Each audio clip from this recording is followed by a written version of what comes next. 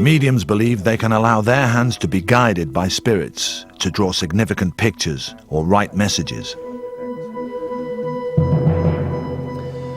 And I'm just going to allow the energy to build.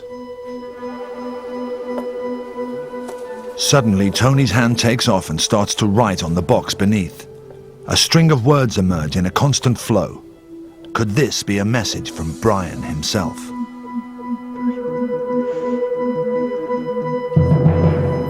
Okay, it just says here, I love you, and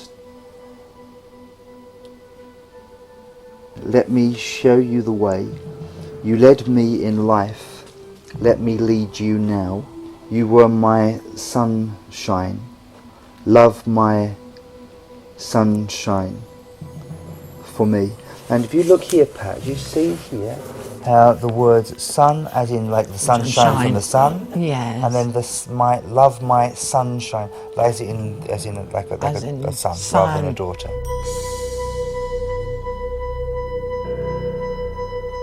As to the actual energy of this room, I think it's interesting for me to actually to get for the rather more the both of us to connect in this space, because it's given me a sense of who he was. It's really funny because my heart is going bum bum bum bum bum. You know, just recollecting and feeling the atmosphere, and actually feeling how Brian. I almost feel like I've got Brian here, that I'm actually feeling his feelings at the time. Tony feels that he now has a stronger link to Brian's spirit, but the strange messages don't seem to be pushing his investigation forward. The visit has stirred more memories for Pat. The Crawdaddy Club was where Brian's dreams started to become a reality, but his growing success also came at a cost. I left Brian towards the end of '63, mainly because I had to make a choice about how I wanted our son to be brought up, and whether he should have a normal upbringing or just remain in this sort of unreal world. And I just felt that I should take him back to Cheltenham, which is what I did. It wasn't a happy decision or one I made lightly, but I just felt that that was probably the best decision for him. Pat had to watch from the sidelines as the Stones shot to stardom. Over the next 6 years, they released 8 albums, had 7 #1 singles, and were rarely out of their headlines. Brian himself became highly respected as a musician. But there was a darker side to Brian's fame. Early on, he'd lost his role as leader in the band and began to feel increasingly sidelined. Targeted by the establishment, he then fell prey to a series of humiliating drug busts. His wild lifestyle started to get in the way of his performances, and there were clashes about musical direction. In 1969, he finally left the Rolling Stones. He withdrew to Cochford Farm, his country retreat in Sussex. Friends remember he remained positive, and there was talk of forming a new supergroup. A month later, he was dead, found at the bottom of his swimming pool. I heard about Brian's death on the radio, and of course I was in shock, really. I thought that I'd misheard and waited for the next news to come on, and of course it said the same thing, and I couldn't believe it, because when they said death by drowning, I thought to myself, no, Brian was a very good swimmer. You know, he can't die by drowning. So I think I was in shock for an awful long time after that. After the official autopsy, a verdict of death by misadventure was recorded. But Tony's about to discover that Pat wasn't the only one to suspect foul play. There is something untoward here that would point that it's not as simple as death by misadventure. Before visiting the scene of his death for himself. For their intent in wanting this thing done is a thing that almost still stains this whole atmosphere.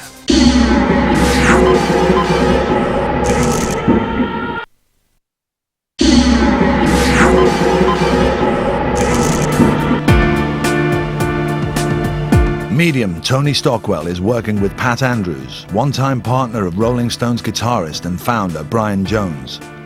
In 1969, he was found dead in his swimming pool. It was declared a tragic accident, but Pat suspects a more sinister reality. Meeting Tony back in Cheltenham is writer Trevor Hobley, a leading authority on Brian Jones.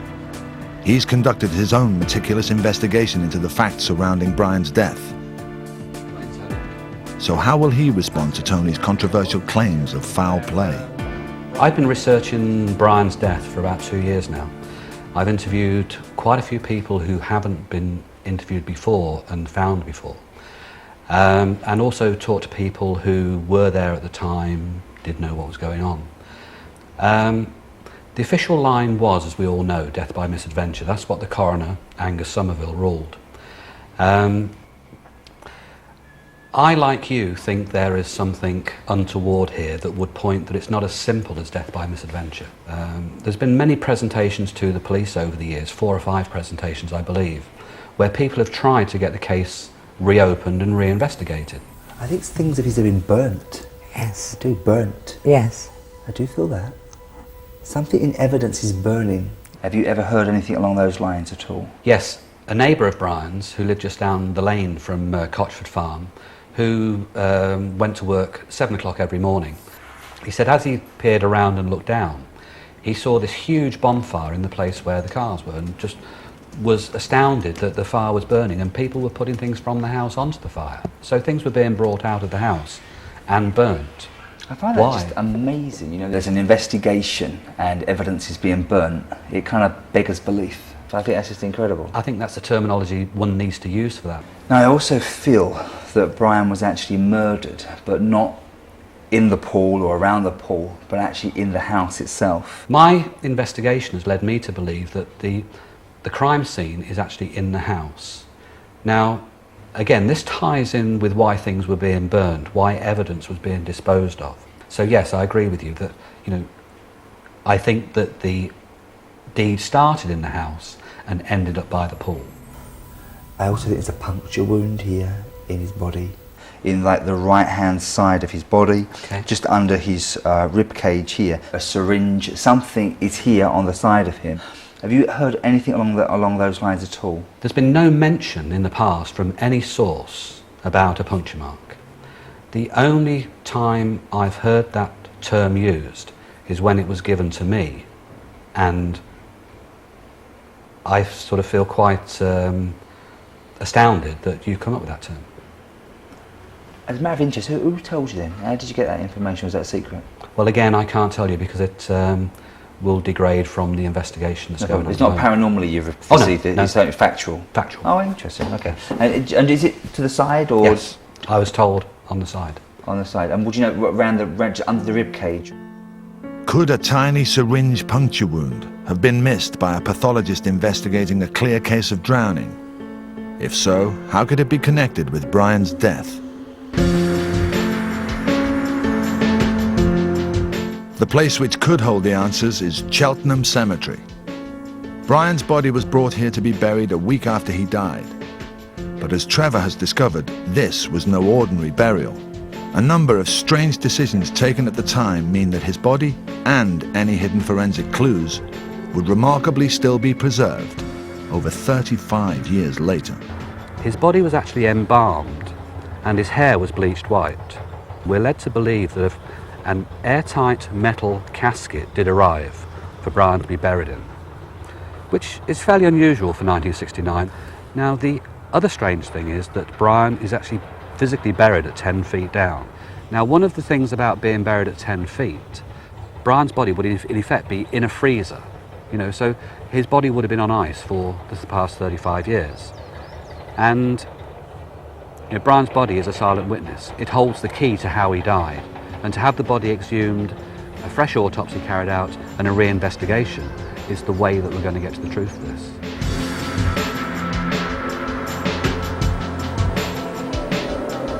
Tony's found support for his controversial claims in Trevor's painstaking research, in the hope that he can persuade the police to reopen the case. But it's now time for him to explore for himself the scene of Brian's death, Cotchford Farm in Sussex. The house is still largely as it was when Brian lived here in 1969, and the swimming pool where his body was found still exists as a poignant reminder of his untimely death.